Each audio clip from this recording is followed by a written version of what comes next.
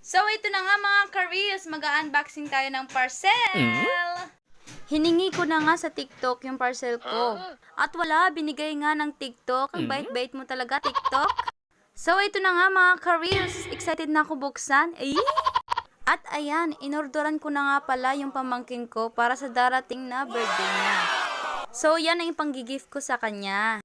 O, diba, ang bait ng tita nyo. Napabudol nga ako mga mari at ayan, nabudol nga ako. Kasi super ganda ng tela, lambot. At talagang magiging pogi ang aking pamangkin. O, tignan mo nga naman tong t-shirt, pang-aura talaga, pang-OOTD.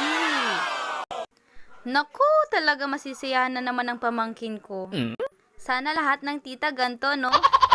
At ito nga pala yung terno niyang short, 'di ba? Ang ganda. Naku, ako yung nai-excited.